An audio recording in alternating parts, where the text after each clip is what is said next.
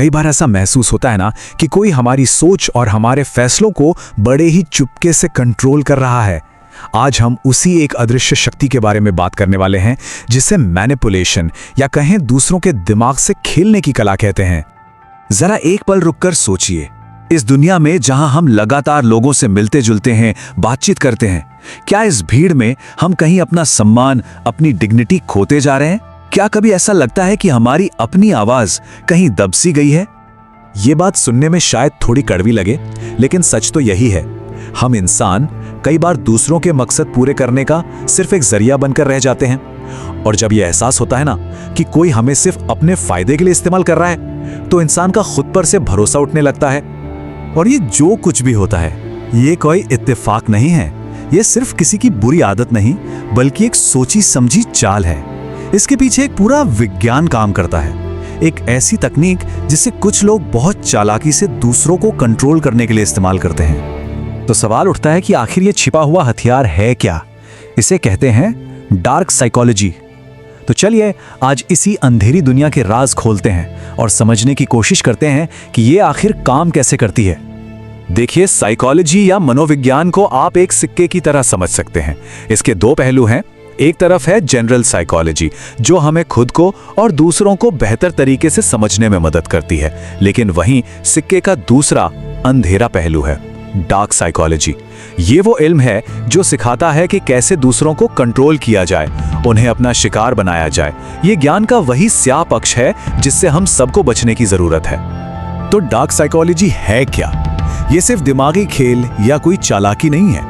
ये मैनिपुलेशन और mind control की एक पूरी आर्ट और साइंस है। इसका एक ही मकसद होता है, दूसरों पे हावी होना, उन्हें अपने फायदे के लिए इस्तेमाल करना, और इसके लिए उन्हें कितना भी नुकसान क्यों ना पहुंचाना पड़े, इससे उन्हें कोई फर्क नहीं पड़ता। और सबसे परेशान करने वाली सच्चाई पता है क्या है? वो ये है कि हम सब कभी ना कभी जाने अनजाने में इन दिमागी चालों का शिकार हुए हैं। अक्सर तो बचपन से ही ये सब शुरू हो जाता है और हमें इसका एहसास तक नहीं होता। ये कोई दूर की काल्पनिक बात नहीं है, ये हमारी रोजमर्रा की जिंदगी का एक कड़वा सच है। लेकिन एक बहुत बड़ा सवाल मन में आता है कि आखिर कोई ऐसा करता ही क्यों है? क्या वजह हो सकती है कि एक इंसान दूसरे इंसान को कंट्रोल करने या उसे नुकसान पहुंचाने के लिए इस हद तक गिर सकता है? इसकी वजहें कई हो सकती हैं, जैसे पैसा, पावर यानी ताकत हासिल करने की चाहत, या फिर किसी से बदला लेने की भावना। लेकिन जो बात सबसे ज्यादा डराती है वो ये है कि कुछ लोग ये सब सिर्फ इसलिए करते हैं क्योंकि उन्हें दूसरों को तकलीफ में देखकर खुशी मिलती है। उनका कोई और मकसद नहीं होता सिवाय नफरत और दूसरों को नुकसान पहुंचाने के।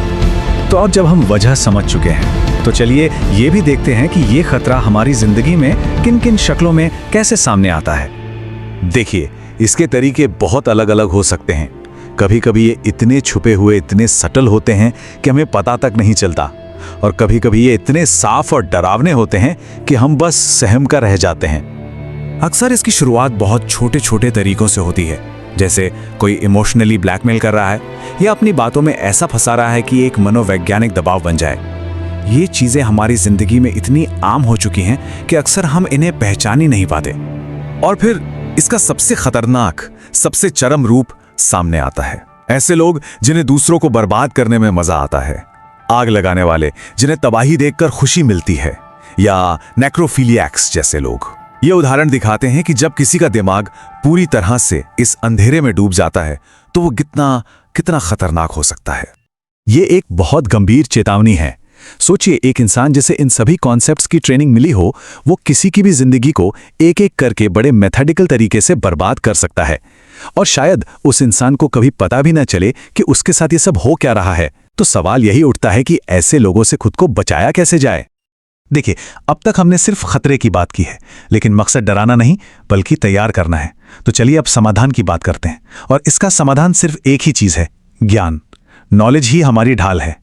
और एक बात याद रखनी बहुत जरूरी है, ज्यादातर लोग ये ज्ञान इसलिए नहीं सीखते कि वो दूसरों को मैनिपुलेट कर सकें, बल्कि इसलिए ताकि ये सुनिश्चित हो कि उन्हें फिर कभी कोई मैनिपुलेट ना कर पाए। ये जानकारी किसी पर हमला करने के लिए नहीं, बल्कि खुद को दिमागी हमलों से बचाने के लिए एक ढाल है।